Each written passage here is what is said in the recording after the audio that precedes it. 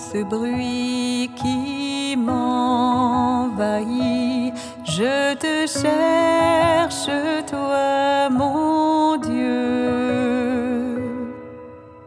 Je te prie et me confie, je me tourne vers les cieux. J'invite la gang des plus jeunes à s'approcher ici. Ils sont déjà là? Oui, mais je veux les avoir debout à côté de moi. Ils sont capables.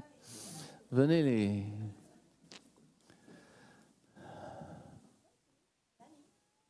C'est bon? Alors, j'ai préparé quelque chose pour vous. Puis la première chose, c'est une question. C'est plate, vous êtes obligé de répondre. Pourquoi on se rencontre tous les dimanches ici à l'église? Pourquoi on se rencontre? Venez donc, ouais, venez. Pourquoi on se rencontre tous les dimanches ici à l'église? Dites-moi donc ça, vous autres. Savez-vous pourquoi? Pour remercier Dieu. Pour remercier Dieu? Oui. Pour remercier Dieu de notre repos du samedi dimanche. Pour? Le repos du dimanche. Merci Seigneur pour le repos du dimanche. Ah, c'est le repos du dimanche. On se repose, ben oui, on s'en vient ici. C'est cool, hein? C'est calme. Hein? Quelqu'un d'autre qui veut répondre à la question? Pourquoi on vient ici le dimanche? Oui. Pour prier. Pour prier, bien sûr. On demande-tu aux grands, pourquoi vous venez ici le dimanche, les grands? Est-ce qu'ils le savent? Ça doit, hein? Michel? Pour recevoir la parole. Pour recevoir la parole de Dieu. Ben oui. Pour faire mémoire ensemble de ce que Jésus a fait pour nous. Oui. Il y en a. Pour fraterniser. Pour fraterniser. Tout en faisant tout le reste. C'est bon. Alors, il y a des bonnes réponses, hein? Pour se ressourcer. Ah, pour se ressourcer, bien sûr. Pour prier et rendre gloire à Dieu. C'est bon. Puis moi, je résumerais... Pierre, oui? Ah. Pour continuer la résurrection, à fêter la résurrection de notre Seigneur Jésus. Colette, merci, merci. Pierre? Il y a Gérard. Oui, pour communier dans le corps et le sang du Christ. Communier. Bon, là, ça va être la dernière parce que je vois bien que vous avez bien des réponses. Pour rendre grâce à Dieu pour sa présence dans nos vies. Pour rendre grâce à Dieu pour sa présence. On va résumer ça en un mot. On va essayer de résumer ça en un mot. On vient ici à cause de Jésus. On vient ici à cause de Jésus parce qu'on veut plus le connaître, plus l'aimer, plus le servir. C'est à cause de lui qu'on est rassemblés ici. Puis quand on se retourne et on regarde sur la croix, il a fait beaucoup pour nous, hein? Il a été jusqu'à donner sa vie. Toi, as-tu des frères et des sœurs? Non. Mais si toi, t'en as des frères et des sœurs? J'en ai un frère. Donnerais-tu ta vie pour ton frère? S'il était mal pris dans un trou, par exemple? Oui. Oh, aïe, aïe. C'est bon, c'est bon, c'est bon. C'est quelque chose, hein? Donner quelque chose de nous aux autres. Avez-vous remarqué qu'on a dit que Jésus, c'était l'agneau? Avez-vous remarqué ça dans le premier texte qu'on a lu? On a dit que Jésus était l'agneau. Qu'est-ce que ça veut dire, ça? Jésus était l'agneau. Ange, le sais-tu ce que ça veut dire? Jésus était l'agneau. C'est une grosse question, hein? C'est ça. Mais quand on regarde la croix, on dit, ah, il a comme donné sa vie. Il n'a pas comme, il a donné sa vie. Autrefois, savez-vous ce qu'on faisait? C'était autrefois, là. C'est bien avant ma naissance, même si je suis vieux, c'est bien avant ça. Autrefois, on prenait un agneau d'un an, on l'apportait, puis on allait le mettre en plein milieu de la communauté comme ça. Boum! Puis là, savez-vous ce qu'on faisait? Vous ne saviez pas, hein? Quoi?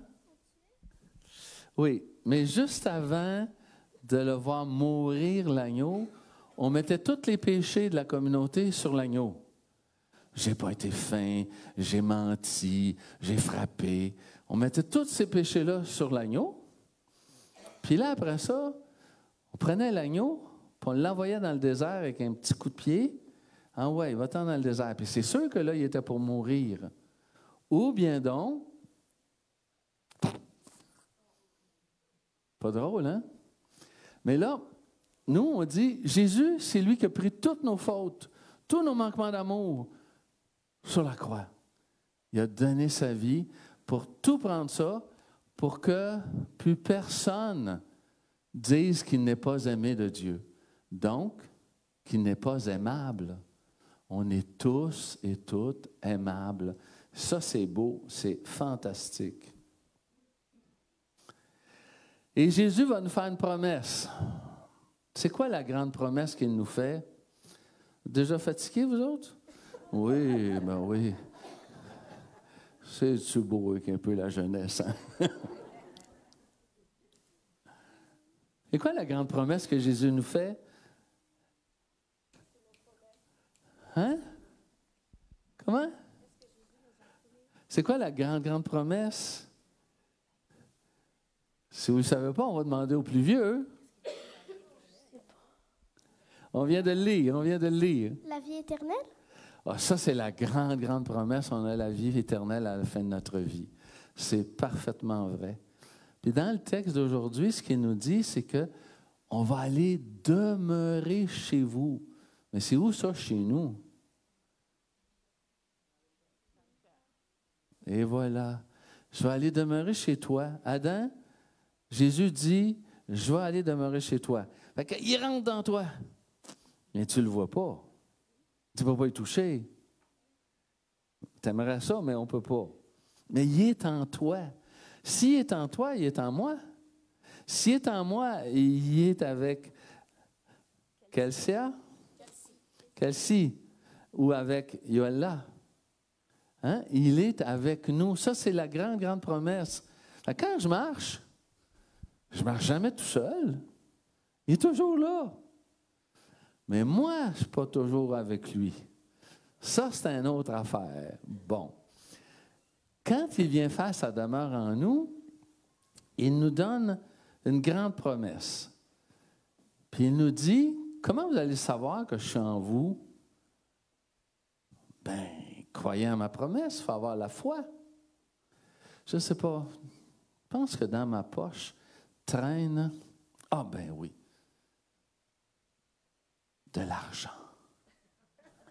Je vous le dis, j'ai de l'argent dans mes mains. Ange, tu crois-tu? Hein? Tu crois que j'ai de l'argent? Oui, c'est parce qu'on se connaît, nous autres, c'est ça. Adam, crois-tu que j'ai de l'argent? Tu me fais-tu assez confiance pour ça? Me fais-tu assez confiance, Cassie? Qui ne me fait pas trop confiance ici? Ça... J'ai de l'argent. On ne le montrera pas au grand, mais regardez.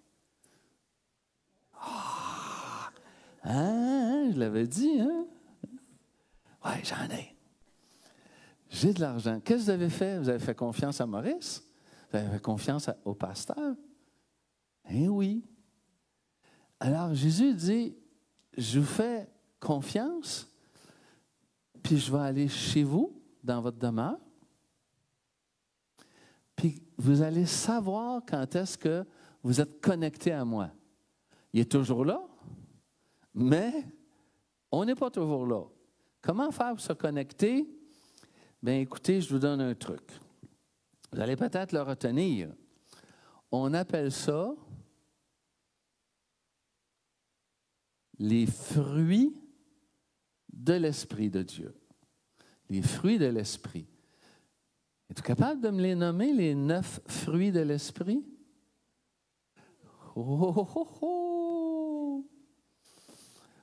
Quels sont les 9 fruits de l'Esprit qui disent, Dieu, il est vraiment en moi, là. Je suis connecté avec lui, là. Le premier de tous, l'amour. Mon Dieu, c'est bon, Ange. Je pose un bon moment. Hein? La paix, La paix, l'amitié, la bienveillance, la bienveillance, oui. l'Esprit Saint, Ouais, quand il vient en nous, là, il nous donne les fruits. Et la c'est-tu? sagesse. La sagesse. C'est toutes des bonnes affaires. Je suis sûr que l'Esprit se manifeste de cette manière-là. Mais je vous les nomme parce qu'il y a un apôtre de Jésus qui s'appelle Paul. Puis comme il était une bonne personne, on a dit que c'était Saint Paul. Il a dit l'amour, la joie, la paix. Et la prochaine, c'est pour moi, la patience, la bonté, la bienveillance, la foi, la douceur, la maîtrise de soi. Ça, c'est les 9 fruits certains de l'Esprit Saint qui sont nommés dans la parole de Dieu, dans le grand livre qu'on a lu tantôt. C'est sûr. Puis pour vivre avec Jésus qui vient chez nous pour faire sa demeure, il nous dit, je vais vous demander une chose. Je vais vous demander juste une chose. C'est quoi qu'il va nous demander? Oh, il peut nous en demander beaucoup, là, mais il va nous en demander une. Aimez-vous les uns les autres, comme je vous ai aimé. Tu complètes bien. Vous vous complétez toutes les deux, hein? Oui, oui. Oui, oui. Un commence, puis l'autre termine. C'est beau. Savez-vous quoi? On va demander aux grands s'ils peuvent aller un petit peu plus loin. C'est quoi qu'ils nous demandent? Jésus. Ben des affaires, hein? Oh, je ne vous ferai pas trop patienter.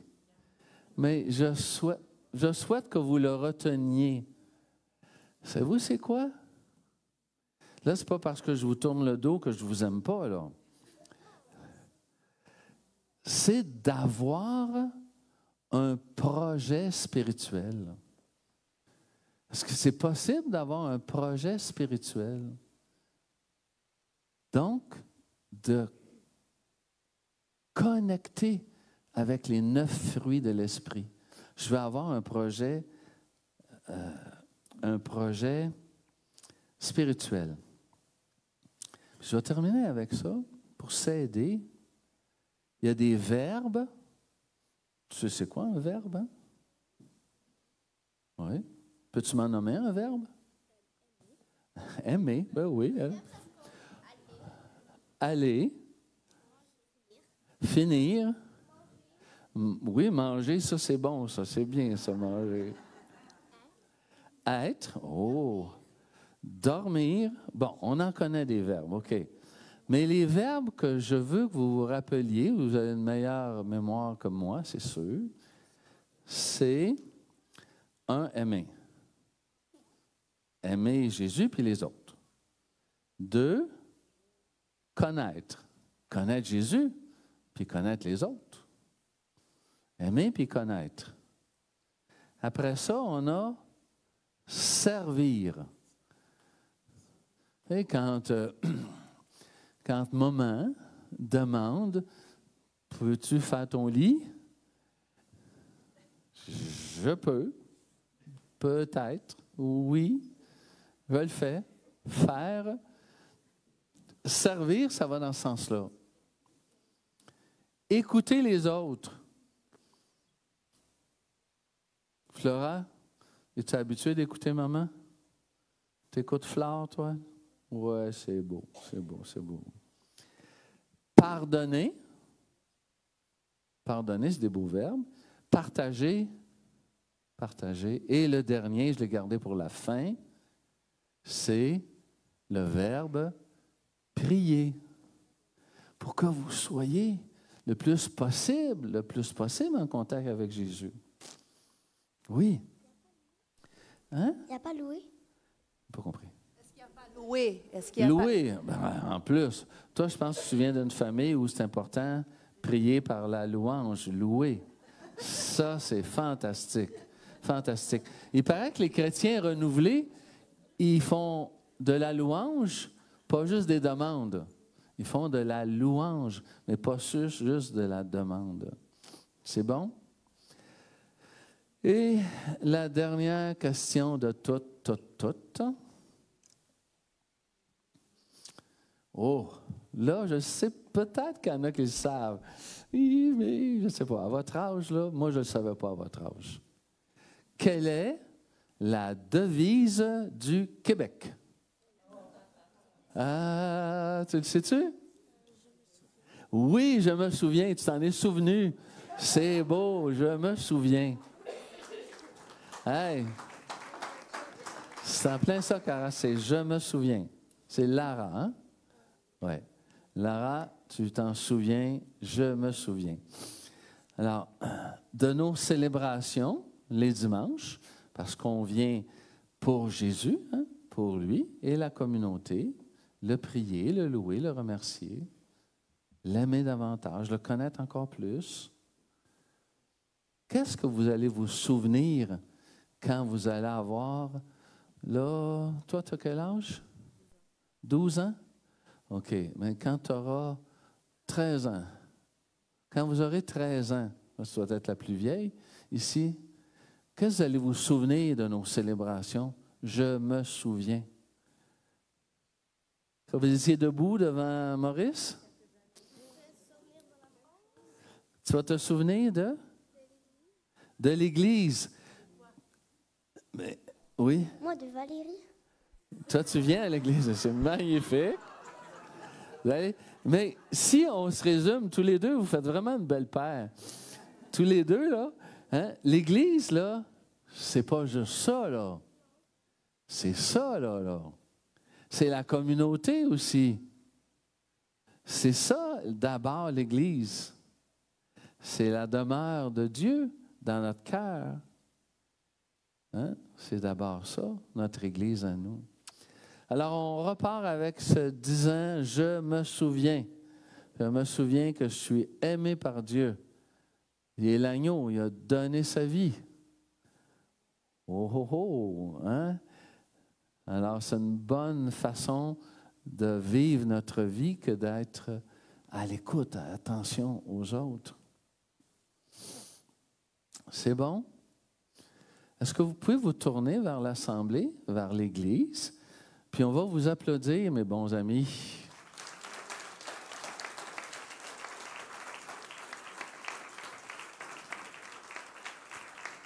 C'est beau. Ça fait beaucoup de choses, hein? On a retenu beaucoup de choses, mais vous êtes jeunes, vous avez un esprit qui est vif. Alors, c'est beau. On retourne à sa place? Voilà. Chaque jour, je veux entendre ta voix et que ma vie soit pour toi, tout comme un parfum d'amour. Chaque jour, je veux marcher dans tes voies, chaque instant, à chaque pas, et vivre de ton amour.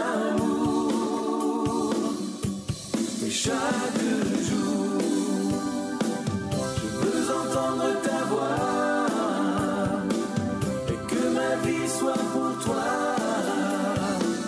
tout comme un parfum d'amour que je répands chaque jour. Je veux marcher dans tes voies, chaque instant, à chaque pas, vivre de ton amour. Et chaque jour, je veux entendre ta voix et que ma vie soit pour toi, comme un parfum d'amour que je répands chaque jour.